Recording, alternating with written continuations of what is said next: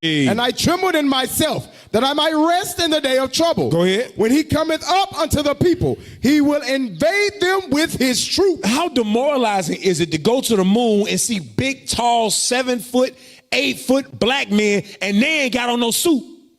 They ain't got on no mask. You see them, you're like, hold up. I got this big, heavy suit on and stuff like that. My suit got to still be attached to the oxygen tank that's inside the ship. I can't breathe out here. How the hell them niggas breathing out here? And what he doing with wings? And why he so tall? And why he emulating with fire? Why he on fire and got an ice ball in his hand at the same time? He manipulating elements way up here. How he get fire way out here? They perplexed. And they say, you know what? There is no help for us. They coming back to the earth and telling all their white friends and homeboys, like, you know what? It's niggas in space. It's black people in space. I seen them. They say, he crazy. He on drugs. He on dope. Take him to Guantanamo Bay or Area 51 or something like that. Lock him under the Pentagon. Put him in an underground bunker. Don't let him say what he saw in the heavens.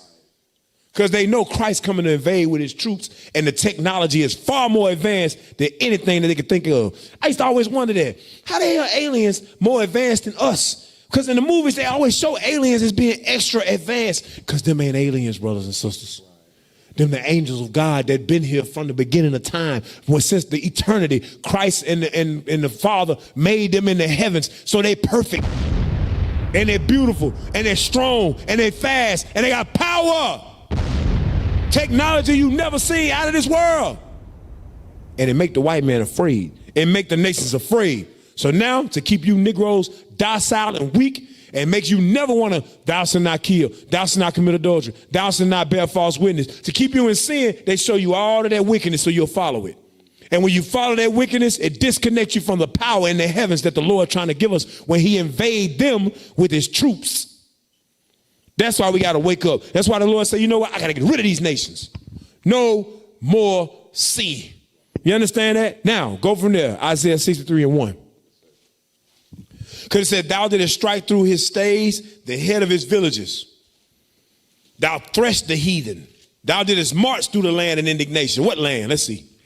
The book of Isaiah 63 and verse 1. Come on. Who is this that cometh from Edom with dyed garments from Basra? So Basra, ancient Basra, is the Jordan.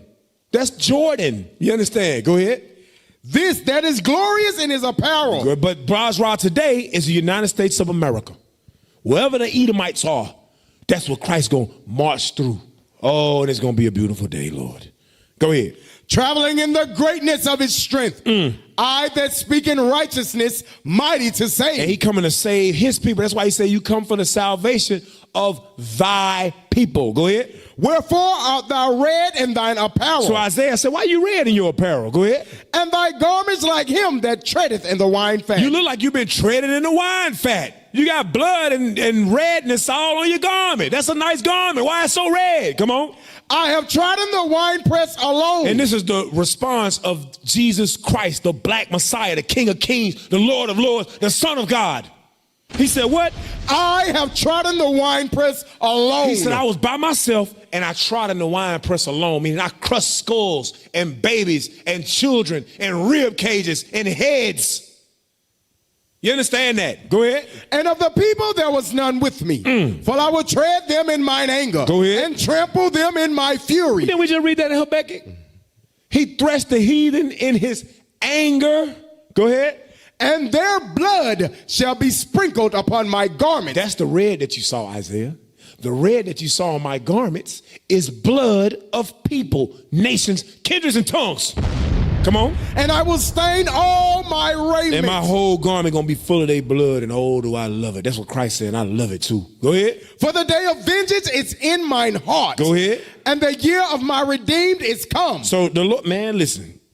I don't think you know the magnitude of what we're reading. Christ is condoning violence. But we ain't going to touch you.